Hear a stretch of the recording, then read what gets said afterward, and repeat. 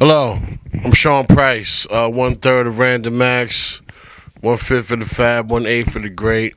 I got I make dough out of town. I got cake out of state. What up, what up? Guilty Simpson from Detroit, Michigan. Represent Detroit all day. Just combined, it's 2/3 of Random Max.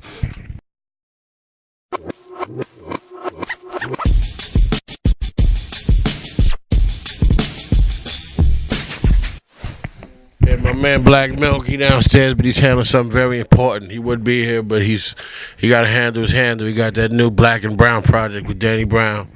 So they're leaking a new song, so he's kind of busy right now, but we hold it down for him. Thank you very much. So first question is, yes, I'm really blessed to meet you here and really happy about that.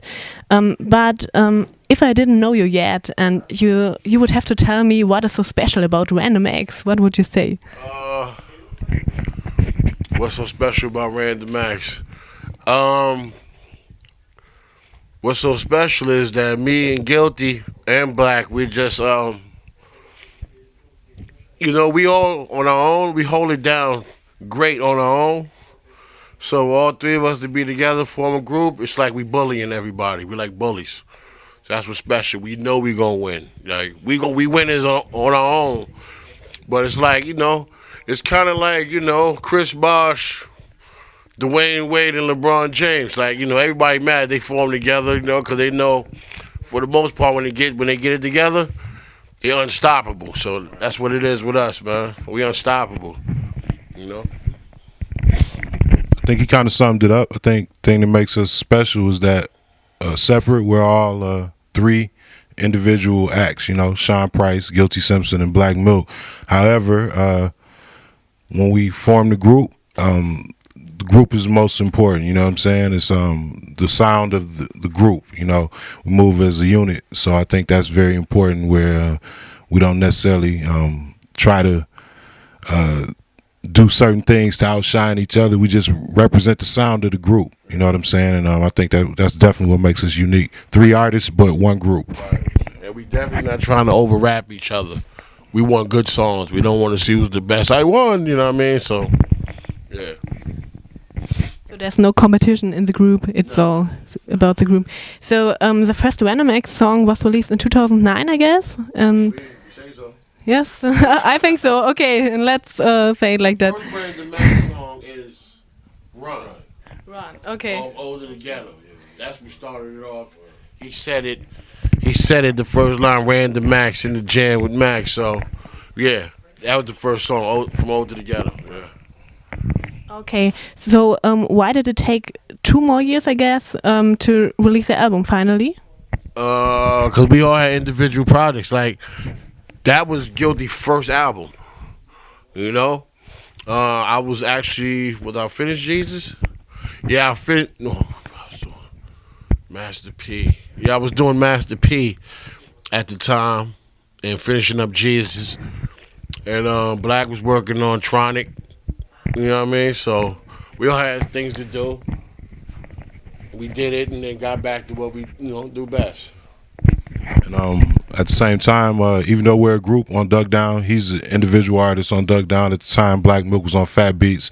I was on Stone's Throw. So we were all contractually binded, to something else, you know what I'm saying? And then it was very important for me too. Just like you said, I was working on my first album, so I was trying to make myself, kind of known, and as an individual artist, you know what I'm saying? And I think even though people say it was late, I think the biggest mistake we made is before we were even recording songs, we kind of spoke on the project, and so people almost had an unfair time clock running on what we was trying to do, but we already knew it would take time because we had individual stuff to do, for sure. We got to know each other better too, you know what I mean? We got to know each other better too. We actually went on a tour.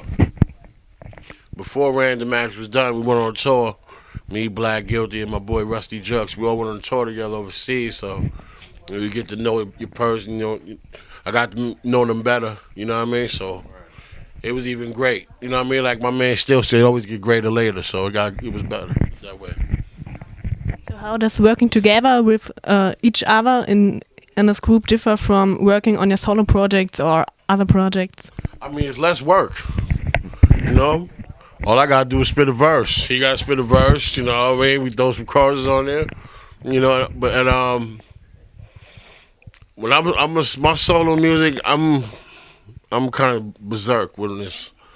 You know, I might do 8 songs, and then don't do shit for like 4 months, and then I'll have a spurt of like 6 more songs, and don't do shit for 4 months, and then do another 10. Like I'm like that. You know what I mean? So I can't afford that luxury when there's 3 of us. We just gotta go in and bang it out, which you know I'm ready for. Another thing too is especially with like shows and stuff, you know, I'm used to maybe on my own set I might get up and rap for a whole hour, you know, during the show. With my own set with random acts is a lot easier, you know. I only have to do a third of the work, and then at the same time I'm actually able to hear. I'm a fan of, you know, both of them, you know, Sean Price and Black Milk's music. So sometimes I tell you I might do my song, then I'm able to kick back and enjoy seeing him perform, you know, songs that I like too. So I'm actually a fan and a rapper on stage at the same time. I'm not able to do that when I'm doing my solo set. It's all me. So it's just motivation, you know. Yeah. That's cool. So I'm really excited to see your show tonight. I didn't see a Random X show before. So what can we expect from this show tonight? What will be so special about it? I don't know. Everything is. I'm kind of pretty spontaneous, man. You know, I might just stand in one spot, stare at people, or I might just start dancing on stage. I'm just like, you know what I mean? You never know what to expect, but I will get them damn lyrics out, and it will sound great, no matter what. You know, that I will guarantee. But otherwise than that, just be on the lookout for a surprise. I'm bound to do something stupid up there, you know? I think in comparison, I think sometimes I think even in the live element, I think sometimes sometimes we do a song, it sounds even better live than it did when we recorded it in the studio. So I don't know why that is. Probably just the live element in general. I think that's probably what you can expect. You know, I think if you got the record, you can expect the performance and our voices and our presence and everything to capture an element that a record just can't do. You know, so I think that's the biggest thing to expect. Raw hip hop, though, no question.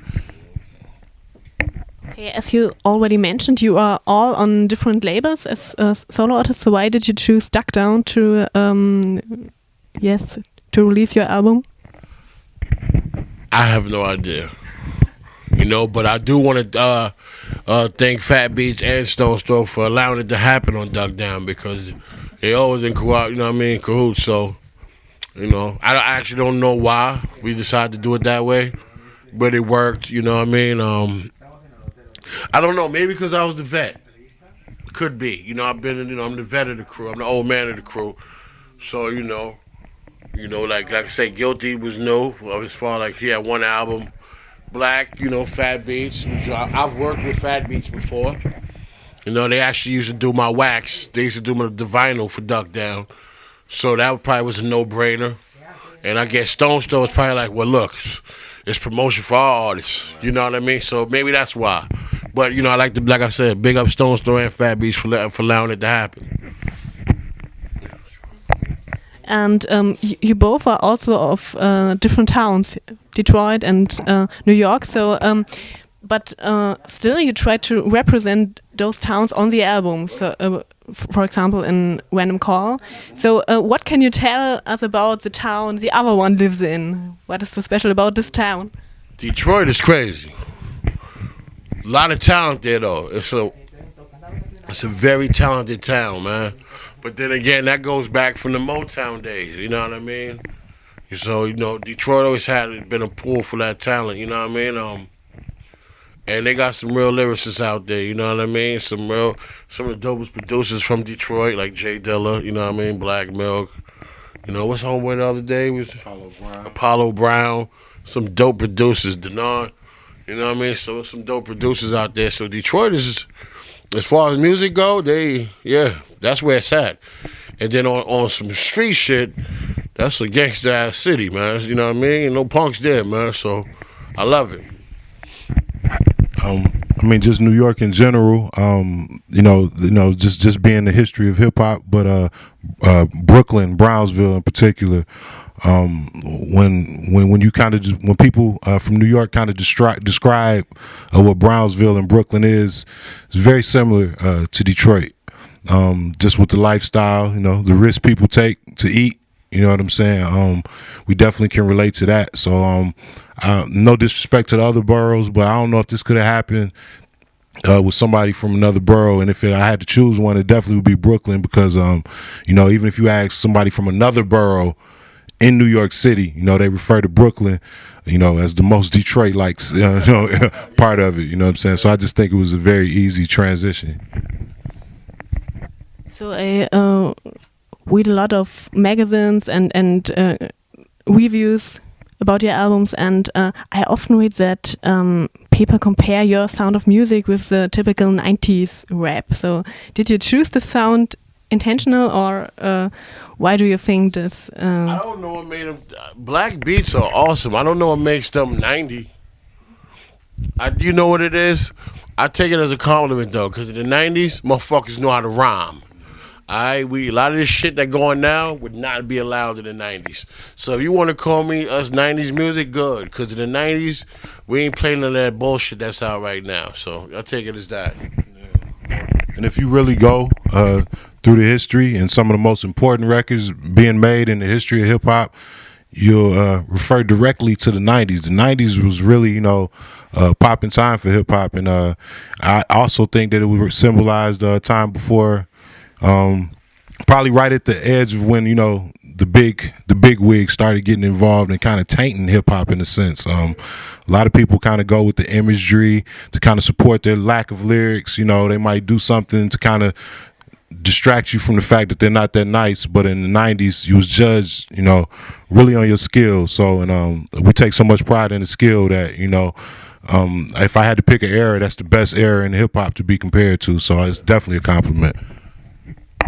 I also think this is meant as a compliment, so all the reviews were pretty good. So okay, so your album has 4 executive producers and 2 associate executive producers. So why that? Why didn't you just let one man do the job? Because it was all the effort from all of us, from Hex, from Buckshot. You know what I mean? Hex, Buckshot, Drew Howe.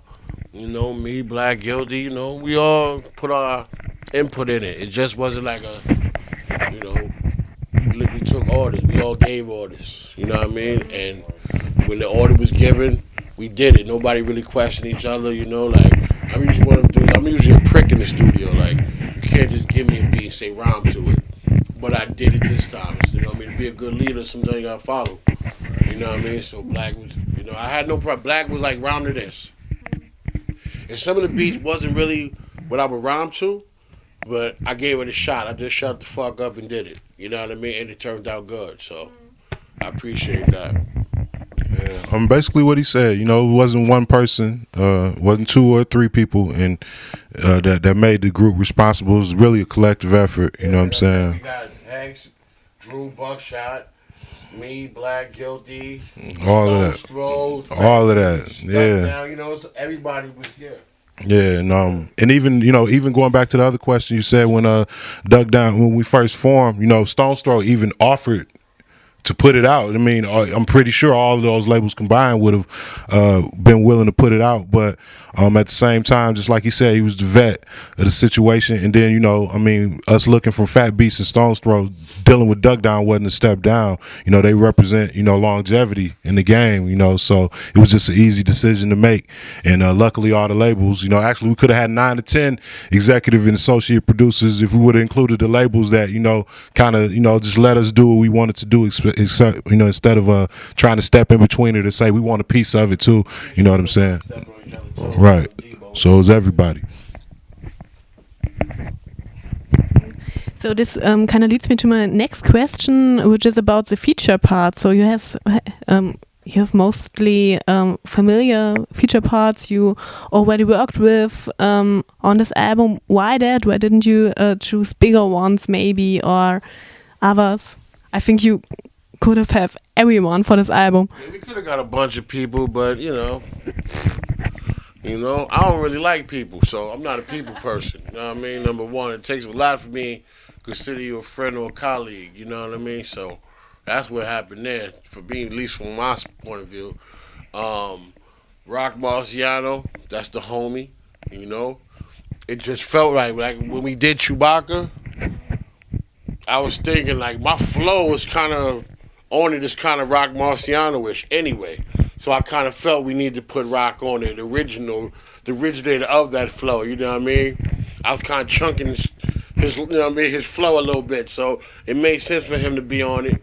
It just felt right. I was thinking it, and Black said it. I got on the phone and called him, yo, we need you to send it to him right there. So, Trick, that's the homie from Detroit. Love his flow, his voice, his projection. It made sense. The other dudes, I had no, like I said, I did my part and left. And Black put the rest of them on there, but I wasn't mad, man. Fat Father, he got busy.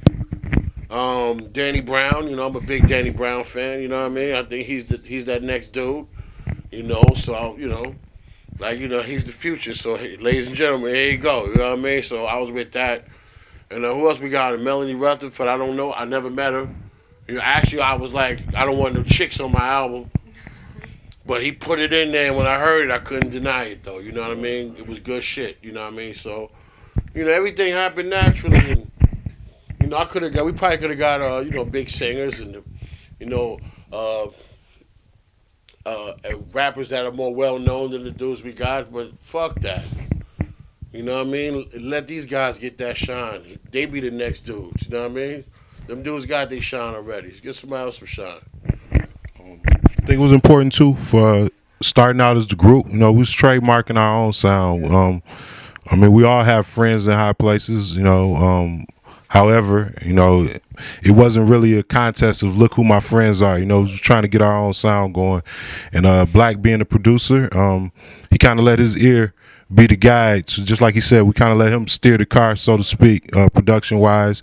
Just put our trust in what he was trying to do, and it turned out dope. We still got another Random Acts record going, but we never will pick who's going to be on the record according to name and status. It'll always be, first of all, yeah, and more importantly, just the character of people. Like, some of these people are out here nice, but, I might not agree with the way they carry themselves, and in general. So I think that speaks volumes way even more than, somebody doing something on the track. We have to go do shows and travel with these people. So if I don't like them, I don't want them around me, Yeah.